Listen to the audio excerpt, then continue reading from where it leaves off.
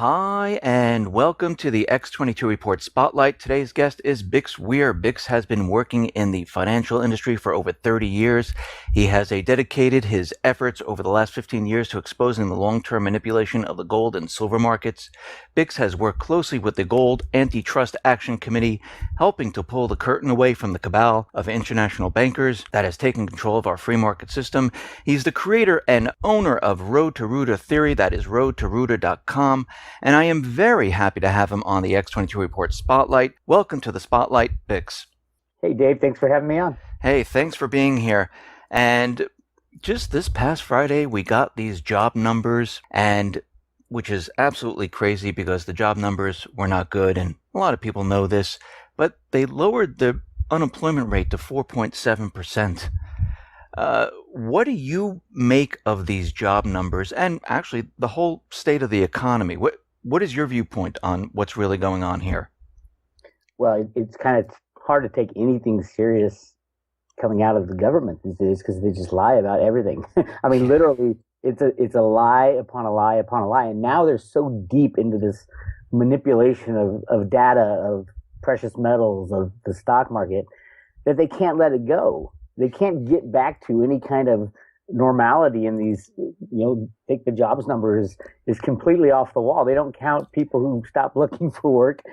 So, that's kind of the problem with where we are now is the data and the information and the pricing has been manipulated with computers since the 1970s.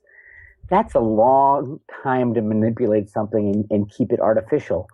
And that's kind of one of the things I'm looking at these days is there are people within our government who want prices to get back to normal, but they know that it'll take a shock because all the data is wrong and they have to kind of adjust their way of thinking just to put numbers out now. So yeah, it's not true. It's not real. I think the economy is going in the dumper and the jobs number is just another joke they're playing on the people. Why do you think they're manipulating the numbers so much? Well, they have to. I mean, you go back to 1971 when we went off the gold standard. Mm-hmm. In history, every time a country goes off the gold standard, it usually lasts maximum of 6 or 7 years before the whole thing implodes. But this time was a little different because you had the introduction of computer trading and computer market manipulation back in the mid 70s. And that has controlled prices for so long, it has allowed this unbacked fiat money system to go unnaturally long. I mean, it's been over, 45 years? Yes. That's crazy in like the monetary history for something like that to happen. But the only way it was done is a complete lockdown and control of prices and data coming out of the government and into all the markets. And I proved this market manipulation computer angle. That's what ROOTA means. ROOTA right. Is ROOTA, means root A, and it's the basis of the financial monetary system, the basis of electronic assets that were invented in the 60s. It's crazy, but it's real. And people are starting to see the market manipulation, but they're just, I mean, nobody stands up and says, let's look where these volumes come from. The full float of a stock trades within 5 days when 90% of the people never sell their shares that's just in their 401k. Where do these shares come from? Are they real or are they electronic blips, and are they ever settled?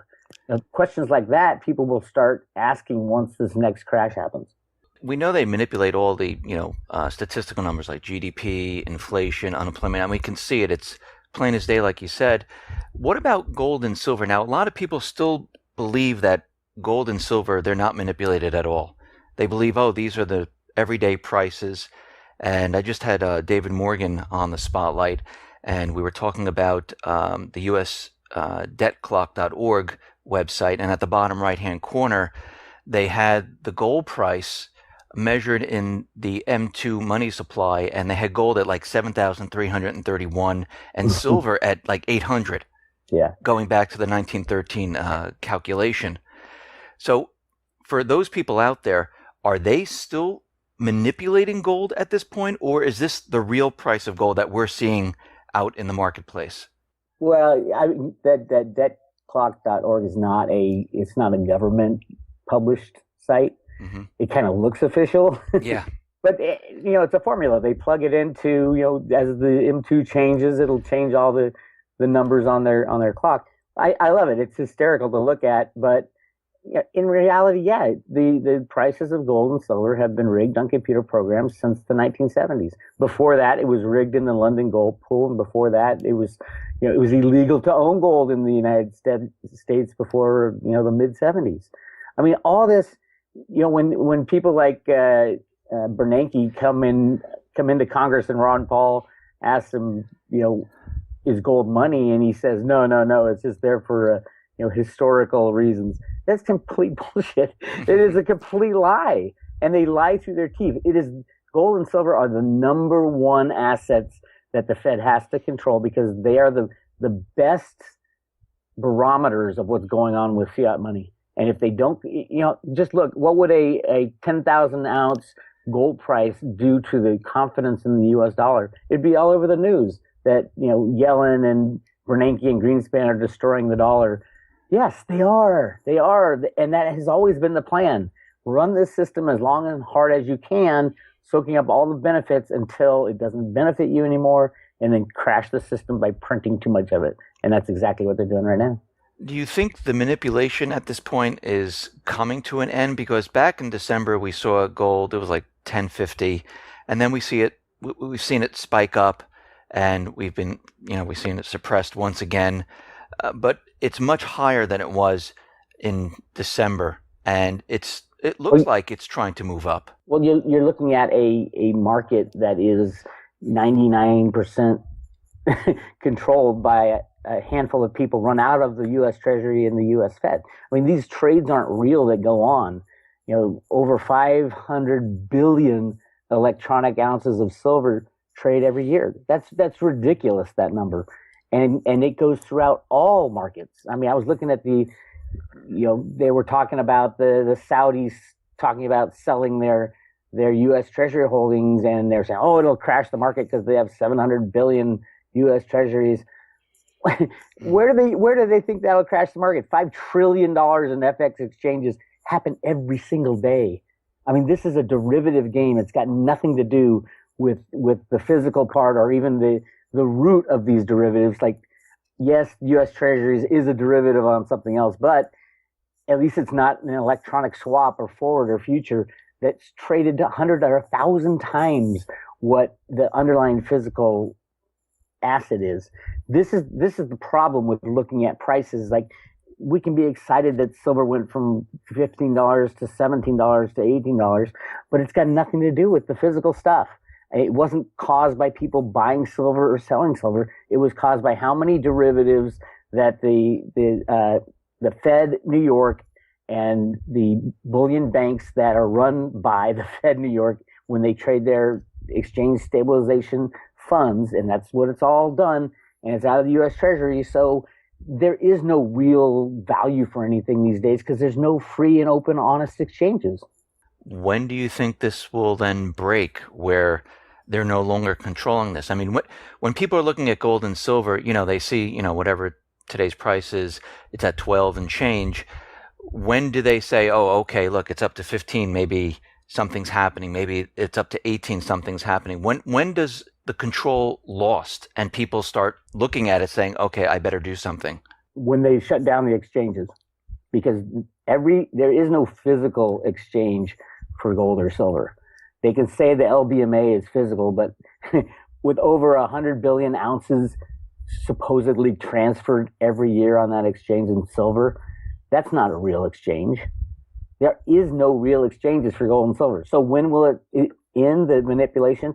When the COMEX, the LBMA, and the Shanghai Bullion Exchange, when all those shut down, then we're going to get close to a real market, because we're going to have to start up again. When the derivative bubble crashes, which I believe will be at some point this summer, probably instigated by Deutsche Bank, whose stock is plummeting, and they're the largest bank derivative holder in the world. I mean, why isn't this a gigantic red flag for every single news commentator in the world? They have 50 to 75 trillion in derivatives, and they are throwing out 8, 10 billion-dollar losses every quarter or every year. That's the problem. And when the derivatives go, derivatives are all that stuff that's traded on the COMEX, all the stuff that's traded on the LBMA, all the stuff that's traded on the Wall Street stock exchanges, all that. It's a complete phony game. And when that starts to break apart, Warren Buffett called it a derivatives, a weapon of mass financial destruction. And he's absolutely right. It would destroy every bank, which would destroy every company in the United States and every human being. We all were conned into keeping our assets, as they call them, in electronic blips at a bank who takes those assets, leverages them up 10, 15 to 1, and makes risky bets with them so they can make more money, write themselves a bonus, and then walk off at the end of the day and get bailed out. You mentioned the derivative crash. What signs are you looking at to see, that this is starting? Because you mentioned this summer, which is right around the corner here. You mentioned Deutsche Bank. What are you looking at to recognize that this is on its way? I'd say more and more problems. Deutsche Bank announced that they're paying 5% on short-term money on CDs. I mean, the only bank that would do that when they have 0% interest rates or negative interest rates in parts of the EU, the only bank who would do that is a bank who could not borrow from the central bank or other banks at a cheaper rate than 5%. And that is just crazy to think that, because they should be able to borrow. They're still rated, I think, either single A or triple B. They should be able to borrow at almost nothing, like all the other banks, and then leverage that 5 or 10 to 1, and then have money to play with, like they always have. But now they can't, so they have to put these crazy interest rates out there that they're going to have to pay or might not pay, because you got to keep it with Deutsche Bank for 90 days. And 90 days puts us right into the kind of the heart of the mess I see coming at the end of the U.S. fiscal year, which is in the end of September. So it's all kind of boiling around that point that Deutsche Bank is begging for money just for 90 days. And anybody who gives their money to Deutsche Bank at 5% is crazy, because they'll never see that money again. When this derivative crash comes, is there any way that the Fed will be able to contain it, where they'll say, "Oh, don't worry, it's not going to hit the U.S., it's contained in Europe"? Well, I don't think they want to contain it anymore. I don't think it's in the U.S. best interest to keep this game going, because clearly Asia's taking over and Russia's taking over. They're even going around the SWIFT system. China built this new system that they don't even need SWIFT. Now, SWIFT is absolutely the reason that the U.S. has been the economic powerhouse, because they can cut off the money supply to any country because they control the SWIFT system. And the SWIFT system it allows banks and central banks to transfer money from one another. And if you control that, you can cut off anybody. I mean, everybody's like, "Well, Venezuela is dying economically. Its currency is dying." Well, this currency is destroyed by the U.S. traders. I mean, the U.S. controls every currency with a computer program in the basement of the U.S. Treasury. When the U.S. says, "Oh, I feel for these countries," we don't feel for them. We're putting them there. We're putting them in these problems. We are destroying their currencies, or we can, if they do what we want them to do, yeah, we'll let them up, because we can change the value of their currency with a click of a mouse at the basement of the Treasury. It's complete insanity right now. And more people are figuring this out, and smart people in like China and Russia are using it to their advantage. They know that the U.S. has a gigantic weakness. Putin at any point can stand up and say, "Hey, we're going to buy $10 billion worth of silver and destroy the whole game in a blink of an eye." And that's how vulnerable we are right now, because of the system we've created. So you're saying that they're just going to let the whole system just go at this point? Well, I think they've clearly removed some of the more obvious market riggers like HBSC and Bernie Madoff. That thing was, I mean, why didn't J.P. Morgan go to jail? I mean, if you read there was a lawsuit against J.P. Morgan. That J.P. Morgan was the only banker of Bernie Madoff. And as a banker, you are responsible for knowing everything that your customer does with their money. How did Bernie Madoff pull out $50 billion and had no transactions of buying stock. I mean, and then J.P. Morgan gets let off scot-free with a little fine. I mean, what is going on here that they can get away with that?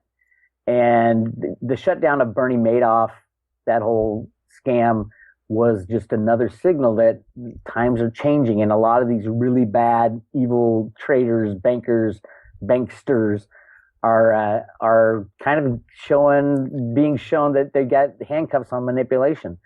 But I do think it's still being managed by the U.S. Fed and the U.S. Treasury, because they can't let it go. It's been cooped up for so long, and the prices are so distorted, they can't let it go until they're ready for the big let go, the big kind of release of the manipulation, which will crash all systems. I think that's planning, I think it's planned for August, September, from the good guys, I call them, at the Treasury and the Fed.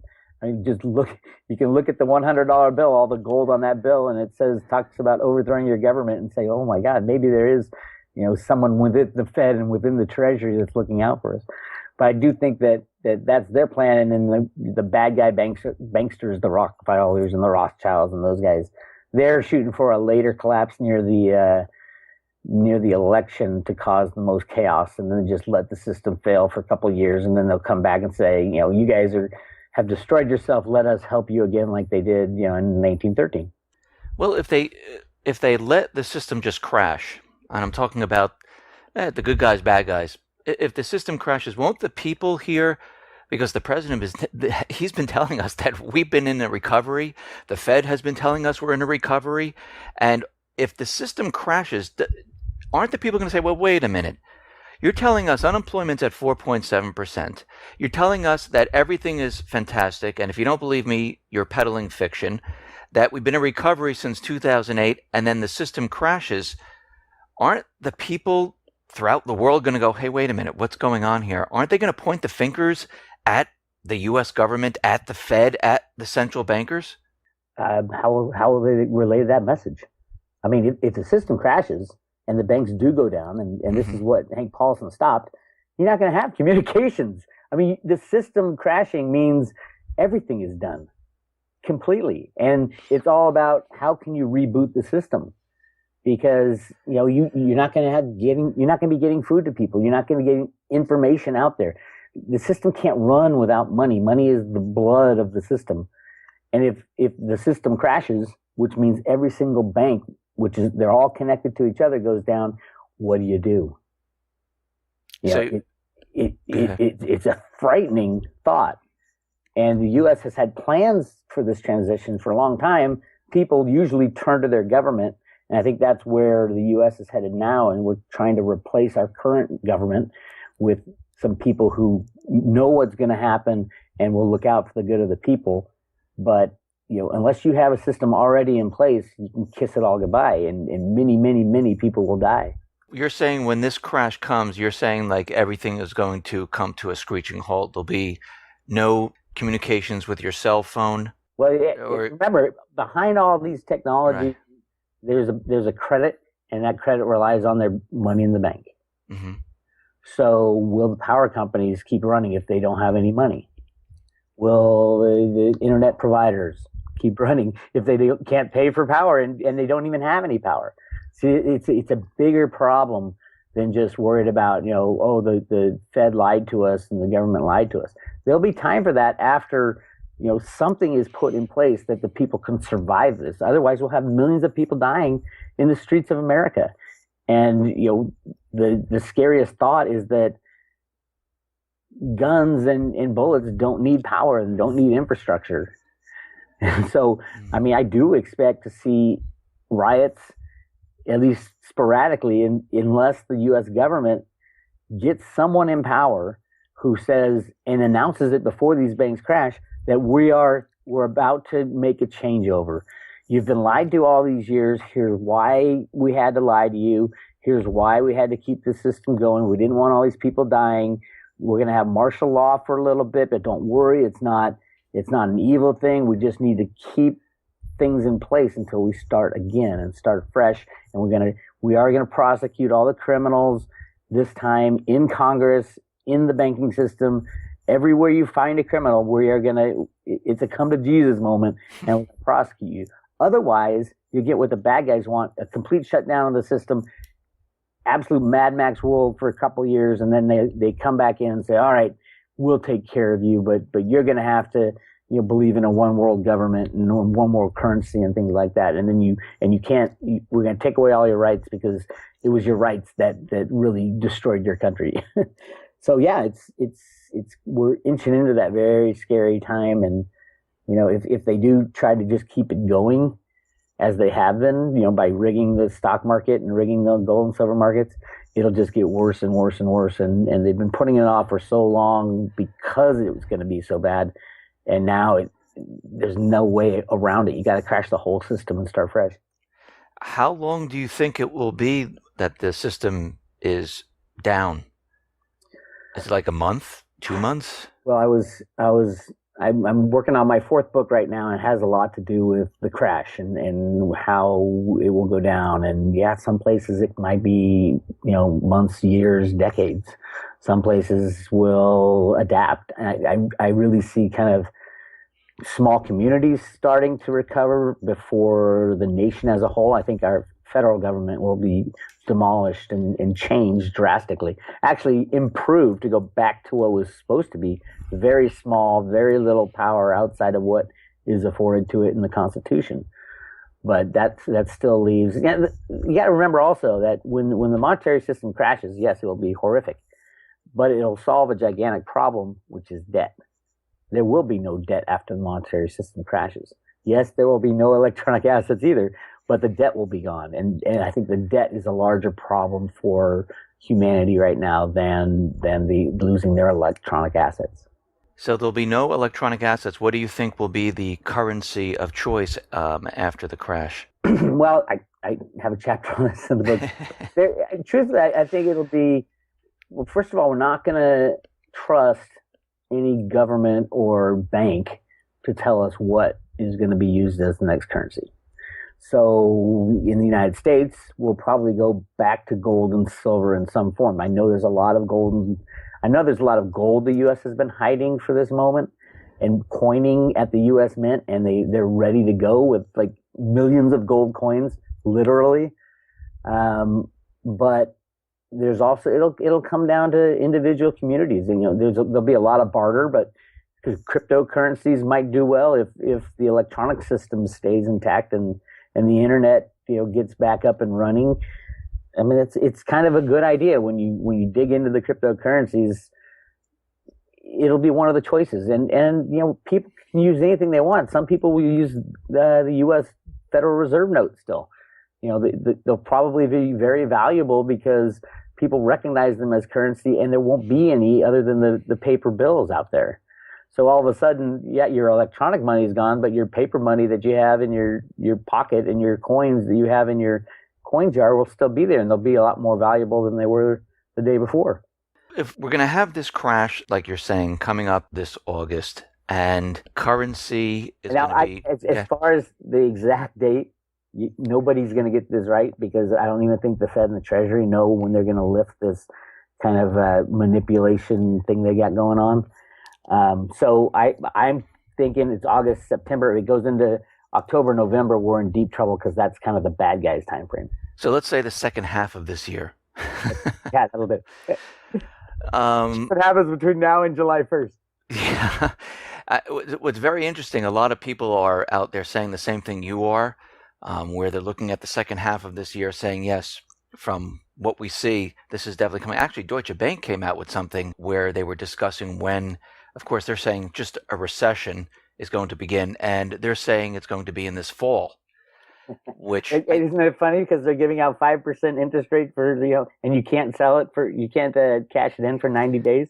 Right, that's very interesting. Why then do we have all this talk if the whole system is imploding, where the Fed is out there talking about raising interest rates? We have negative interest rates out in Europe and Japan. Why do we have all of this? Why don't they just crash everything? Well, it's the same reason the Fed and the Congress have been saying the same thing since the 1970s. We got to get the budgets in order. We got to get capital spending in order. We got to take care of entitlements. And the gold report back in the early 1980s that Reagan Commission came out with the conclusion that, well, we're not going to go out on a gold standard yet, but over time, unless budgets and money printing gets under control, we're going to have to go back to gold. So what did they do after 1981, 1982? They just spit money like it's going out of style. They want to crash the system. We want to go back to a gold standard. Now, you mentioned that the mint has gold ready on hand, ready to create these gold coins. How much gold do you think they have? Well, there's two kinds of things going on here. One is the mint is preparing and has been preparing since 1987, the beginning of the American Eagle coinage bill. They have been instructed by our government to one, print the American Eagles gold and silver and sell those to the public, but also keep some for the transition over back to a gold standard. And the big gigantic gold mines that have been found in the Grand Canyon is the big one that I discovered. It was a front page of the New York Times, and they said we're going to be pulling billions of ounces out of there, meaning it's remember back in the early 1900s, the article was from like 1912. Interesting that it's right before they allowed the Fed to take over, which I have a theory on that too. But a gigantic gold mine, and it's still. I know a guy who went there or tried to go there, and he was detained by it was the U.S. Marines that are in the Grand Canyon blocking this area off. Yeah. And you can't go there anymore. They actually caved in part of the kind of the little river tributary that went in there, so you can't get to it anymore other than through their methods. But if you look at the Grand Canyon, about large portions are completely blocked off, and no human beings other than the military are allowed to go in there. But that's just supposed to have. That's going to be the largest one. Then there's another secret gold find in Chocolate Mountain at the Chocolate Mountain Gunnery Range. You notice all these secret gold mines are hidden in like national parks or military ranges and things like that. But that was Dianne Feinstein who brought people there in the 90s, senators and really high ups, the Fed chairman, and Greenspan's been in there. Supposedly just a gigantic gold reserve in there. And that's what Feinstein's land grab is all about. The Desert Wildlife Preserve, millions of acres have been basically stuck into this Desert Wildlife Preserve to save the chameleon, the two-horned chameleon type of thing. Same is going on in Alaska and all that, the Anwar and all that. There's so much oil up there that we've been saving for a rainy day. Lindsey Williams talks a lot about that, and that's what we do. We print our electronic money, and we use everybody else's natural resources because we know at the end of the day, the electronic money is going to go away, and you'll be stuck with, okay, no one will be trading with you, so you can use your own natural resources from then on out. And that's been our plan since the 1920s and 30s. In the 1930s, we shipped all our large mining equipment to Russia.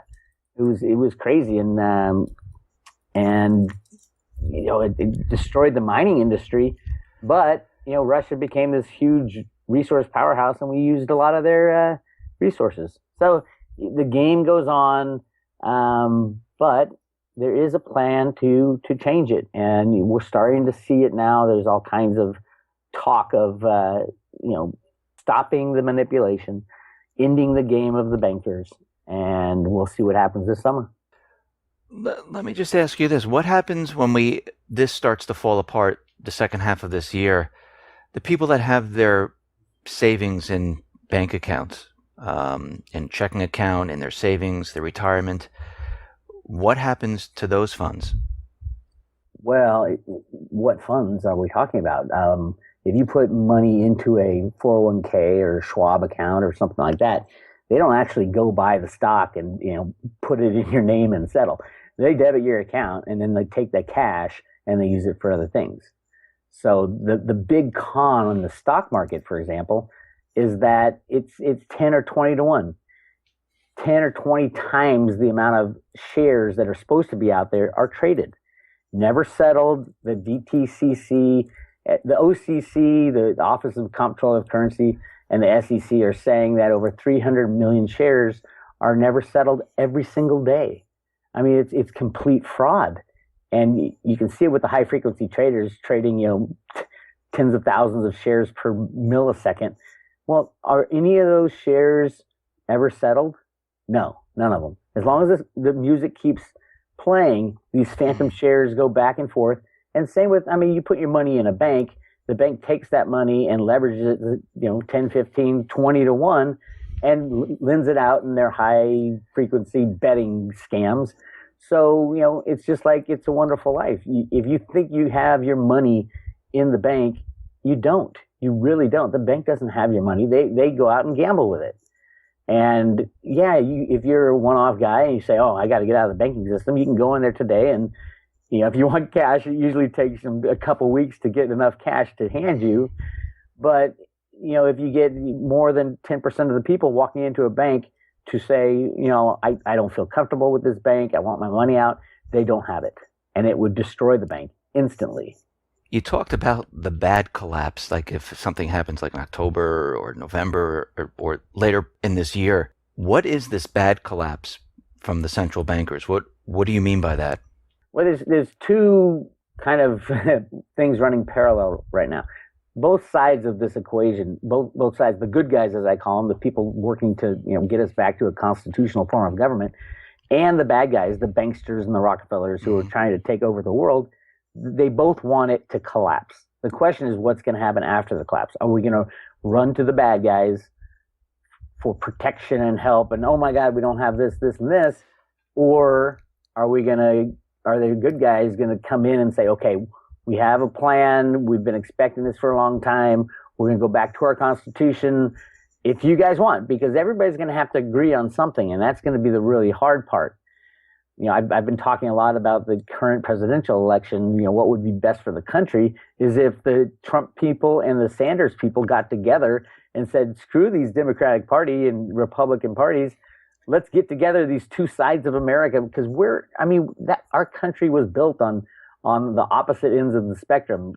Even our founding fathers didn't agree on much at all, but they agreed that the country was more important than individual perspectives, because the country allows you to be yourself. We're a republic, and it allows the individual to be free.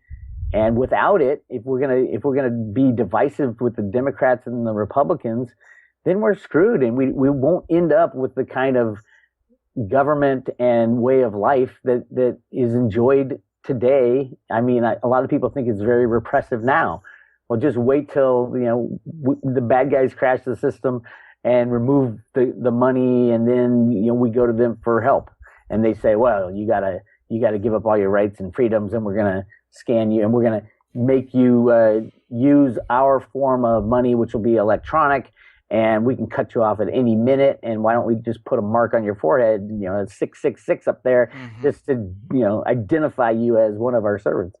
That's the bad side. The good side is kick these bankers out, try them for their crimes, and then return to a constitutional form of government. But we got to learn to take care of ourselves in that scenario.